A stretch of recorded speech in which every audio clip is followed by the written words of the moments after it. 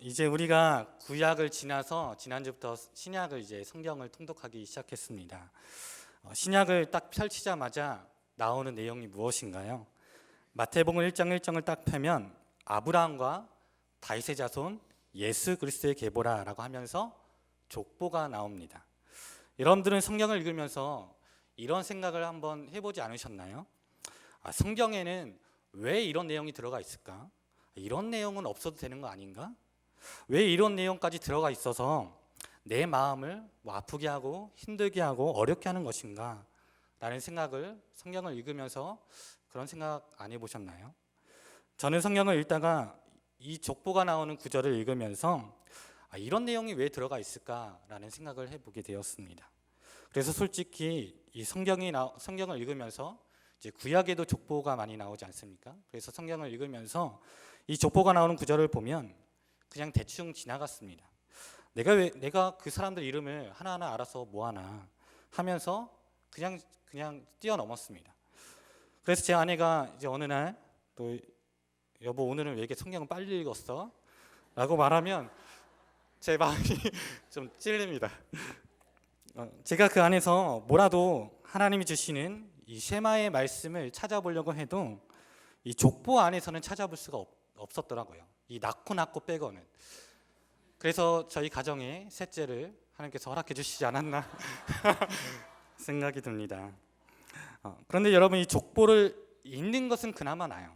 그런데 만약 여러분들이 이 족보를 암송한다고 한다면 무슨 생각이 드시겠습니까? 매년마다 이제 각 지방에서는 교회학교 예능 대회를 합니다. 그림 그리기도 하고 이제 성경 암송 대회도 하고 이제 예능 대회도 하는데 율동 대회도 하는데 제가 전에 있었던 이 지방회에서 예능 대회로 이제 성경 암송을 하는데 그 성경 암송의 범위가 어디였냐면 마태복음 1장부터 3장까지였습니다. 마태복음 1장부터 3장까지. 여러분들이 마태복음 1장부터 3장까지 외우라고 한다면 외우시겠습니까? 저라면 벌써 포기했을 것 같아요. 그런데 범위도 범위인데 제가 또 의아하게 생각했던 것은 우리가 방금 이 본문을 읽었지만 마태복음 1장이 무엇으로 시작하고 있나요? 아브라함과 다윗의 자손 예수 그리스도의 계보라라고 하면서 족보로 이 이야기를 시작하고 있습니다. 아브라함이 이삭을 낳고 이삭은 야곱을 낳고 야곱은 유다와 그의 형제들을 낳고 계속해서 이 낳고의 이야기가 들어있는 거예요. 이것을 아이들이 외워야 하는 것이었습니다. 그러면서 제가 생각하기를 왜 지방에서 이런 구절들을 성경 암송 범위로 정했을까? 성경을 보면 얼마나 좋은 구절들이 많이 있는데 힘이 되고 도움이 되는 많은 구절들이 많이 있는데 왜 하필 이 구절을 선택했을까? 의아해했습니다. 예를 들어서 우리가 성경에 이 시편 말씀만 봐도 얼마나 힘이 되고 능력이 되는 말씀들이 얼마나 많이 있나요? 복 있는 사람은 악인의 길을 쫓지 아니하며 죄인의 길에 서지 아니하며 오만한 자리에 앉지 아니하고 오직 여호와의 율법을 즐거워하며 그 율법을 주야로 묵상하는 자로다. 저는 시내까지 심은 나무가 시련을 쫓아 가시를 맺으며 그 잎사귀가 마르지 아니한 같으니 그 행사가 다 형통하리로다.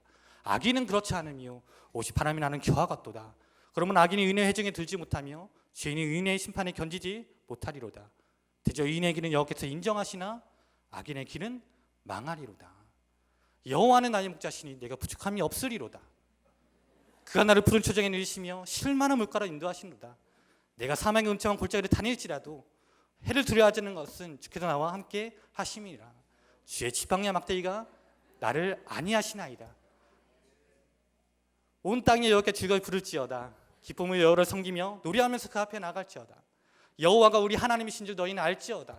그는 우리를 지으신 자시요 우리는 그의 것이니 그의 백성이요 그의 기르시는 양이로다. 감사함으로 그 문에 들어가며 찬송함으로 그 궁전에 들어가서 그의 감사드리며 그 이름을 송축할지어다. 내가 산을 향하여 눈을 들리라. 나의 도움이 어디서 있고 나의 도움이 천지를 지으신 여호와께서로다. 이스라엘 지키신 자는 졸지도 아니하시고 주무시도 아니하시로다. 여호와께서 너를 지켜 모든 환난을 명케 하시며 또 내 영혼을 지키시리로다. 여호와께서 너의 출입을 지금부터 영원까지 지키시리로다. 아멘. 여러분 얼마나 얼마나 힘이 되고 능력이 되는 말씀들이 얼마나 많이 있습니까? 그런데 왜 하필이면 낳고 하는 이 구절들을 아이들이 외워야 하는 것일까? 이런 생각을 했던 기억이 납니다. 그래서 제가 이 마태복음 1장을 다시 한번 자세히 보게 되었습니다. 하나님은 우리에게 그냥 성경을 주시지 않았을 텐데 반드시 모든 성경에는 하나님께서 우리에게 주시고자 하는 메시지가 반드시 있을 텐데 이 마태복음 1장에 나오는 이 족보를 통해서 하나님께서 우리에게 주시고자 하는 메시지가 무엇일까? 그것이 매우 궁금해졌습니다. 그래서 마태복음 1장에 나오는 족보를 제가 다시 한번 자세히 보니까 두 가지 특징을 발견하게 되더라고요. 첫 번째로 이 마태복음에 나오는 족보의 첫 번째 특징이 무엇인가? 그것은 바로 이 족보에서 다윗을 최대한 높여주고 있다는 것입니다. 과연 그런지 우리 6절에서 10절까지의 말씀을 다시 한번 읽어보도록 하겠습니다. 6절에서 10절 시작. 이새는 다윗 왕을 낳으니라. 다윗은 우리아의 아내에게서 솔로몬을 낳고 솔로몬은 르호보암을 낳고 르호보암은 아비야를 낳고 아비야는 아사를 낳고 아사는 여호사밧을 낳고 여호사밧은 요람을 낳고 요람은 우시야를 낳고 우시야는 요담을 낳고 요담은 아하스를 낳고 아하스는 히스기야를 낳고 히스기야는 므낫세를 낳고 므낫세는 아몬을 낳고 아몬은 요시야를 낳고. 아멘. 여러분 여기 나오는 인물들이 다 누구인지 아십니까? 다 왕들입니다. 솔로몬도 왕이고 르호보암도 왕이고 우리가 잘 아는 히스기야도 아주 유명한 왕이고 여호사밧도 왕인데, 그런데 마태는 그 어느 누구에게도 이 왕자를 안 붙여주고 유독 한 사람에게만 이 왕자를 붙여줍니다. 그 사람이 누구일까요? 다윗입니다. 그렇다면 다른 왕들이 이것을 보면 기분이 나빴을까요? 안 나빴을까요? 나빴겠죠. 저 같아도 나빴을 것 같아요. 이제 저는 왕은 아니고 이제 목사이지만 예를 들어서 우리 고재룡 장로님이 저에 대해서 기록을 할 때 이봉현 목사님은 다희와 다혜를 낳고 이렇게 기록한 것과 이봉현은 다희와 다혜를 낳고 이렇게 기록한 중에 어느 것이 제가 마음에 기뻐할까요? 네, 그래도 목사님이라고 붙여주는 게 그래도 제 마음이 좋겠죠. 아마 여기에 기록된 왕들도 이런 느낌이 아니었을까라는 생각이 듭니다. 그래서 아마 마태가 그 당시에 있었다면 다윗을 제외한 다른 왕들에게 맞아 죽지 않았을까라는 저만의 상상을 해봅니다. 아니 우리도 다 왕인데 왜 다윗에게만 왕자를 붙여주고 왜 우리에게는 왕자를 안 붙여주는 거야? 라고 하면서 다른 왕들이 굉장히 서운해하고 따졌을 것 같아요. 그런데 여러분 지금 마태가 다윗에게만 이 왕자라는 단어를 붙여주고 다른 왕들에게는 이 왕자를 안 붙여주고 있다면 여기에는 마태가 하고 싶었던 이야기가 있지 않았을까요? 저는 마태가 그렇게 쓴 이유, 그 의도가 분명히 있을 거란 생각이 들었습니다. 그렇다면 마태가 유독 다윗에게만 이 왕자를 붙여준 이유가 무엇 때문이었을까요? 그것은 왕 중에 진짜 왕은 다윗이라는 것입니다. 왕 중에 진짜 왕은 다윗이다. 여러분 마태복음 1장 1절에도 보면 여기에도 마태가 이 다윗 왕을 높여주고 있는 것을 보게 됩니다. 우리 1장 1절을 다시 한번 읽어볼까요? 다윗의 자손 예수 그리스도의 계보라. 여러분 이 구절을 보면 마태가 다윗 왕을 높여주는 것이 느껴지시나요? 안 느껴지시나요? 여러분 이 성경이 얼마나 압축되어 있는 책이라는 것을 여러분들이 잘 아실 것입니다. 옛날에 이제 우리나라에 핸드폰이 처음 나왔을 때만 해도 그 크기가 참 대단했죠.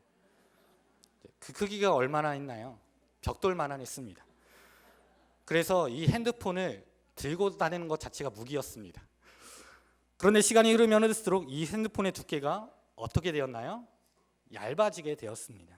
얇아졌을 뿐만 아니라 이 핸드폰으로도 예약도 하고 은행 거래도 하고 심지어 팩스도 보낼 수가 있습니다. 제가 이번 주에 팩스를 보낼 일이 있어서 혹시나 핸드폰으로도 팩스를 보낼 수 있을까 하고 검색해봤는데 핸드폰으로도 이 팩스를 보낼 수가 있더라고요. 그래서 진짜 깜짝 놀랐습니다. 여러분, 이 두꺼운 것을 얇게 압축하는 것이 기술입니다. 또 옛날에는 TV의 브라운관이 어땠나요? 볼록 튀어나왔습니다. 혹시 기억하시나요? 저도 이 세대에 잠깐 살았던 적이 있습니다. 브라운관이 볼록 튀어나온 TV, 모니터도 이제 볼록 튀어나왔죠. 그런데 지금 TV가 얼마나 압축되어 나왔나요? 상당히 얇게 평면으로 압축되어 나온 것을 보게 됩니다. 여러분, 압축하는 것이 기술입니다. 그런데 이 압축의 기술은 책에서도 볼 수가 있습니다. 소설가인 박정리 씨가 쓴 이제 유명한 소설이 있죠. 토지가 있습니다. 소설가인 조정래 씨가 태백산맥이란 책을 썼고 나관중 씨가 유명한 이 삼국지를 기록했습니다. 그런데 여러분, 이 토지와 태백산맥과 그리고 삼국지 이런 내용들은 길어봤자 100년의 이야기입니다. 100년의 이야기를 10권으로 만들었는데 성경은 2000년의 이야기를 한 권으로 썼으니까 얼마나 그 내용이 압축되어 있는 책일까요? 우리나라 조선왕조 500년, 이 조선왕조 500년에 등장했던 왕이 모두 27명이었습니다. 기억하시나요? 태정태세 문단세, 예성영중 임명선, 광인요연 숙경영, 정순원 철고순. 제가 한 게 방언이 아닙니다. 네. 제가 이거 외우느라 오늘 하루 종일 이것만 외웠습니다. 그런데 여러분, 서점에 가면 이 조선왕조 500년의 역사를 한 저자는 조선왕조 시리즈로 20권으로밖에 압축을 못했습니다. 그런데 성경은 2000년의 역사를 한 권으로 썼으니까 이 마태복음을 쓴 마태가 이제 한 권을 썼는데 이 마태복음 기록한 마태가 얼마나 실력이 있었는가 하면 마태복음을 시작하면서 1장 1절에 딱 한 줄로 2000년의 역사를 요약하려 합니다. 아브라함과 다윗의 자손 예수 그리스도의 계보라. 우리는 이 1절을 그냥 무심코 읽어 지나가지만 여러분, 여기에는 2000년이란 시간이 묻어 있는 것입니다. 왜냐하면 아브라함부터 다윗까지가 1000년, 또 다윗부터 예수 그리스도까지가 1000년의 시간이기 때문에 그렇습니다. 그런데 여러분, 이 2000년의 역사를 잇는 그 가교의 역할로 시작을 아브라함, 그 끝을 예수 그리스도, 그리고 그 중간에 가교 역할로 마태가 등장시킨 인물이 누구였냐면 바로 다윗이었습니다. 여러분, 성경에 다윗만 위대한 사람이었나요? 아브라함의 아들 이삭, 야곱, 요셉, 그들도 위대한 사람이었죠. 또 족장 시대를 거쳐서 출애굽 시대로 가면 이스라엘 민족을 출애굽시켰던 모세, 그리고 그들을 가나안 땅으로 이끌었던 여호수아, 또한 이스라엘의 초대왕에게 기름을 부었던 사무엘 선지자, 이렇게 성경에 다른 위대한 인물들도 많이 있었음에도 불구하고 마태가 역사의 그 시작과 끝, 그리고 그 중간에 이 다윗 왕을 넣은 것은 그만큼 그 어느 누구보다도 이 다윗이 중요한 인물이었다는 것입니다. 그리고 여러분, 이 또 족보를 우리가 자세히 살펴보면 여기는 또 하나의 중요한 특징이 나옵니다. 이 족보에 나오는 두 번째 특징, 그것은 무엇이었을까요? 그것은 이 족보 안에 등장하는 여인들의 이름과 관련이 있습니다. 여러분, 이 족보를 자세히 보면 1절부터 16절까지 이 족보 안에 등장하는 여인들이 총 몇 명이나 나오는지 아십니까? 이제 시간이 많으면 여러분들에게 한번 이제 찾아보라는 시간을 드릴 텐데 시간이 없어서 여기에는 총 5명의 여인의 이름이 나옵니다. 3절에 다말, 5절에 라합과 룻, 6절에 우리아의 아내, 16절에 마리아가 나옵니다. 그런데 여러분, 이 5명의 여인의 이름 중에 혹시 이상한 점을 발견하지 못하셨나요? 여기 보면 유독 한 사람의 여인의 이름만 다르게 나옵니다. 누구일까요? 네, 바로 우리아의 아내입니다. 다말과 라합과 룻과 마리아는 마태가 그들의 본명 그대로 이제 자신의 이름 그대로 실명을 기록한 것인데 우리아의 아내만 다르게 표현을 했습니다. 그렇다면 여러분, 여기 나오는 우리아의 아내는 누구를 말하는 것일까요? 밧세바를 말합니다. 여러분, 왜 마태가 유독 밧세바에게만 이렇게 기록을 했을까요? 밧세바라고 기록을 안 하고 왜 우리아의 아내라고 기록을 했을까요? 혹시 마태가 성경을 쓰다가 다말도 쓰고 또 라합도 쓰고 룻도 쓰고 이제 밧세바도 기록할 차례인데 밧세바라는 이름이 생각이 안 나서 그렇게 기록했을까요?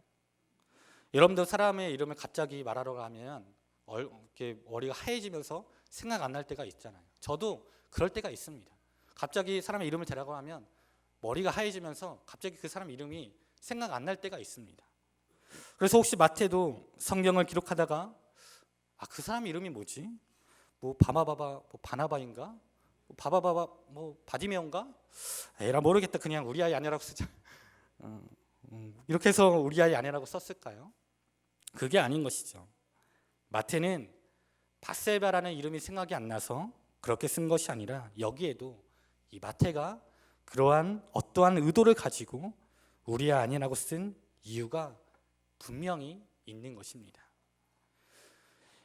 여러분, 다윗에게는 자신의 인생을 지우개로 지을 수만 있다면 지우고 싶었던 한 가지의 사건이 있었습니다.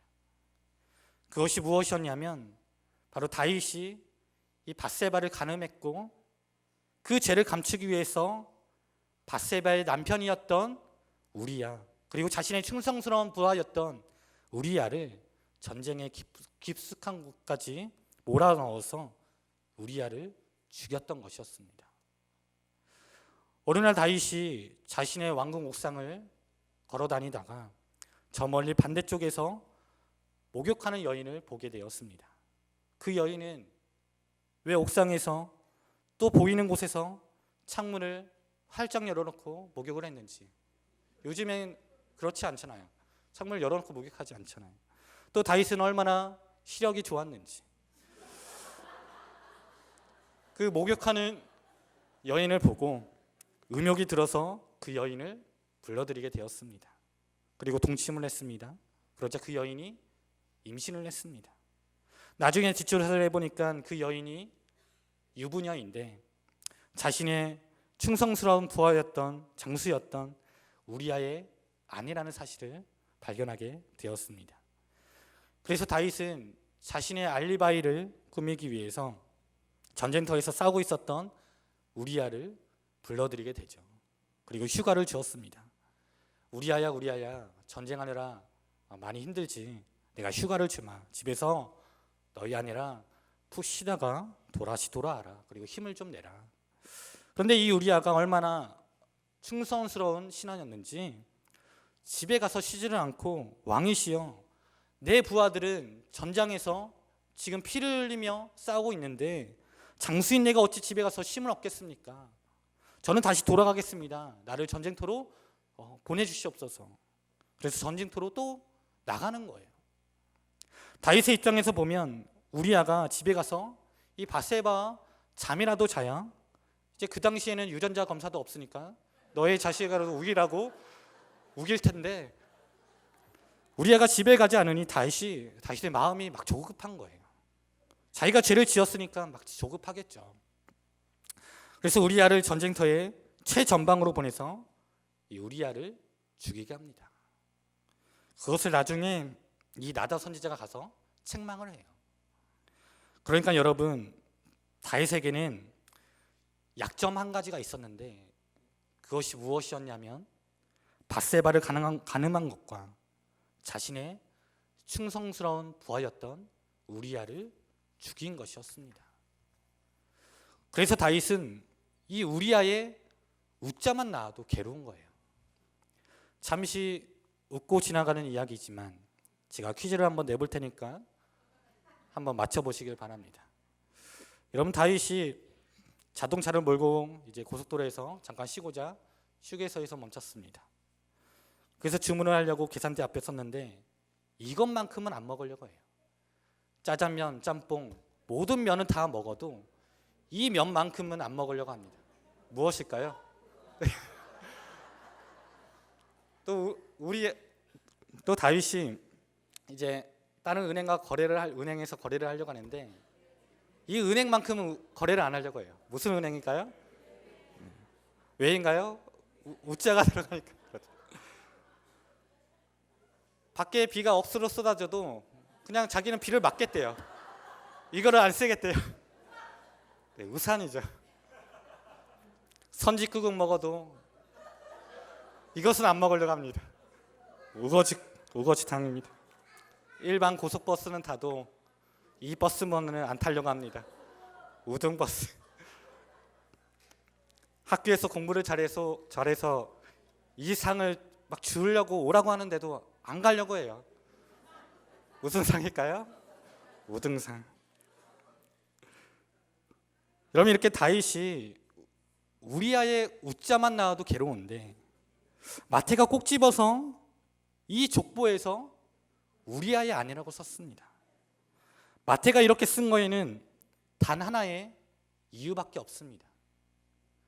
그것은 뭐냐면 다윗이 2000년 역사의 기준점이고 왕 중에 왕이라고 할지라도 아무리 다윗이 구약시대에 그 어느 누구보다도 뛰어난 인물이라 할지라도 그도 죄인이고 그에게도 이 십자가의 보혈이 필요하고 그에게도 예수가 필요하고 그에게도 구원이 필요한 인간이라는 것입니다. 여러분, 이 마태복음은 마태가 유대인들을 대상으로 쓴 책입니다. 유대인들에게 이 마태복음을 읽게 하려고 유대인들을 대상으로 쓴 책이 바로 이 마태복음입니다. 그래서 우리가 잘 아는 이 하나님의 나라라는 단어가 있지 않습니까? 이 하나님의 나라라는 단어가 마태복음에는 어떻게 나오냐면 하늘나라 또는 천국이라고 나옵니다. 여러분, 성경을 보면 사복음서 중에 마태복음을 제외한 마가복음, 누가복음, 요한복음에는 이 천국이란 단어가 몇 번이나 나오는지 아십니까?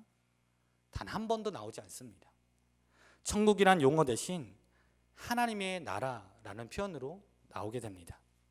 그런데 유독 마태복음에만 하나님의 나라라는 말 대신에 하늘나라, 천국이란 단어가 엄청나게 많이 나옵니다.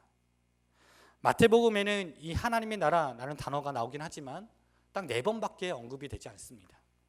그렇다면 그 이유는 무엇일까요? 왜 똑같은 사복음서인데 왜 그런 차이가 나게 되는 것일까요? 그것은 마가복음과 누가복음과 요한복음의 수신자와 이 마태복음의 수신자가 다르기 때문에 그렇습니다. 마태복음은 유대인들을 대상으로 쓴 책인데 유대인들은 하나님의 이름을 직접 부르기를 두려워했을 뿐더러 하나님이라는 단어를 함부로 부를 수도 없었습니다. 그래서 유대인들은 하나님 대신에 하늘이란 표현으로 하나님을 대칭해서 사용했던 것이죠. 그래서 하나님 나라도 하늘나라, 천국이라고 표현했던 것입니다. 또 유대인들은 구약 성서를 읽다가 하나님, 여호와라는 단어가 나오면 이 단어를 직접 발음하지 않고 아도나이 또는 엘로힘이라고 단어를 대체해서 읽었습니다. 왜냐하면 거룩하신 그 하나님의 이름을 피조물이 우리가 어떻게 함부로 부를 수가 있냐라는 생각 때문에 그랬습니다. 그래서 마태는 유대적인 그러한 특성을 가지고 하나님 나라라는 말 대신에 하늘나라, 천국이란 단어를 마태복음에 기록한 것이었습니다. 그리고 유대인들에게는 또 어떤 특징이 있나요? 유대인들은 예수를 하나님으로 인정하지 않습니다. 예수님을 메시아로 인정하지 않는 거예요. 그래서 마태는 그 예수님에 대한 오해를 풀어주기 위해서 마태복음 1장 1절에서부터 어떻게 설명하고 있냐면 아브라함과 다윗의 자손 예수 그리스도의 세계라 라고 하면서 이 마태복음을 시작하자마자 그 내용을 처음부터 딱 기록하고 있는 것입니다. 아브라함과 다윗의 자손 예수 그리스도의 세계라. 그 이유가 무엇 때문이었을까요? 그것은 구약을 누구보다도 잘 알고 있는 유대인들에게 이 마태는 예수님이 어떠한 분이신지, 그리고 예수님께서 어떠한 혈통을 타고 오신 분이신지 정확하게 그들에게 알려주고자 했던 것이었습니다. 그래서 유대인들이 예수님에 대해서 오해하고 있는 부분들을 이 마태는 바로 잡아주려고 했던 것이죠. 그래서 그러면서 이 족보를 통해서 마태는 유대인들이 그토록 추앙하고 있는, 높이고 있는 이 다윗 왕조차도 우리와 똑같은 죄인이고, 그에게도 십자가의 보혈이 필요하고, 그에게도 예수의 보혈이 필요한데, 하물며 너희 유대인 사람들아, 너희도 다를 게 뭐가 있냐? 너희도 우리와 똑같은 죄인이고, 너희에게도 예수가 필요하고, 너희에게도 예수의 그 십자가의 보혈의 은혜가 필요하지 않느냐? 라는 것을 유대인들에게 이 족보를 통해서 알려주고자 했던 것이었습니다. 여러분, 이 말을 현재 오늘날 우리가 살아가고 있는 이 시대에 적용을 한다면 우리는 어떻게 이것을 말할 수가 있을까요? 여러분들이 아무리 이 세상에서 뛰어난다 할지라도, 도덕적으로 이 세상에서 아무리 탁월하 할지라도, 이 세상에서 높임과 존경을 받는 인물이라 할지라도, 여러분들도 다 하나님 앞에서 다 똑같은 죄인이고, 나도 죄인이고, 우리에게도 그 십자가의 은혜가 필요하고, 예수 그리스도의 그 구원의 사건이 필요하고, 오직 예수 그리스도 통해서만 나의 구원과 생명을 얻을 수 있다 라는 것을 말해주는 것이죠. 여러분, 이 세상에서 오직 예수 그리스도 외에 구원받을 길은 없습니다. 그렇기에 우리가 이 세상에서 썩어져가는 것들에 우리가 한눈을 팔며 살아가서는 안 되는 것이죠. 여러분이 이 세상에서의 진정한 성공이 무엇인지 아십니까?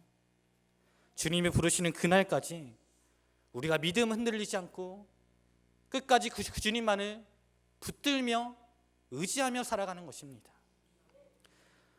우리는 잠깐 넘어졌다가 일어섰다가, 또 이 세상을 살면서 또 잠깐 넘어졌다가 일어섰다가 반복하는 것이 우리의 인생입니다. 그런데 이 세상에서 너무나도 잘 나가서 내가 일어서 있을 때에는 예수님을 잊어버리고 예수님을 믿는 것을 소홀히 했다던가, 또한 반대로 재정적인 어려움 때문에 또는 사업에 실패해서 넘어져 있을 때에는 어떻게 주님께서 나에게 이러실 수가 있냐고 불평불만하면서 예수 믿는 것을 포기하고 다시 세상으로 돌아가 버린다면 그것보다 정말 안타까운 일은 없습니다. 여러분, 이 세상의 모든 사람에게는 다 예수가 필요합니다. 유대인들에게도 예수가 필요하고, 이 나라 이 민족에게도 예수가 필요하고, 북한의 김정은에게도 예수가 필요하고, 우리 춘천중앙교회에도 예수가 필요하고, 우리 가정에도 예수가 필요하고, 나에게도 예수가 필요합니다. 예수 그리스도, 오늘 마태복음에 나오는 그분의 이름은 임마누엘입니다. 저 멀리 계신 분이 아니라 늘 우리와 함께 하시는 하나님이라고 주님은 말씀해 주십니다. 오늘 아브라함부터 시작된 2000년의 역사의 족보에 새겨진 이름 예수 그리스도, 그분이 지금도 이 역사 가운데 우리와 함께 하시며 우리의 삶 가운데 내가 너와 동행하고 있다 라고 이 시간에 우리에게 말씀해 주고 계십니다. 그렇게 바라기는 우리의 삶 가운데 절대적으로 필요한 이 예수 그리스도, 유대인들에게도 필요하고 이방인들에게도 필요하고 오늘날 이 시대를 살아가는 모든 사람들에게 다 필요한 예수 그리스도, 그분만이 우리의 참 구원자가 되시며 참 소망이 되신다는 사실을 우리가 잊지 않고, 또한 우리 또한 그분만은 날마다 붙잡고 그 예수 그리스도의 증인으로 날마다 주님의 복된 소식만을 전하며 살아갈 수 있는 저와 우리 모두가 될 수 있기를 주님의 이름으로 간절히 소망합니다. 기도하겠습니다.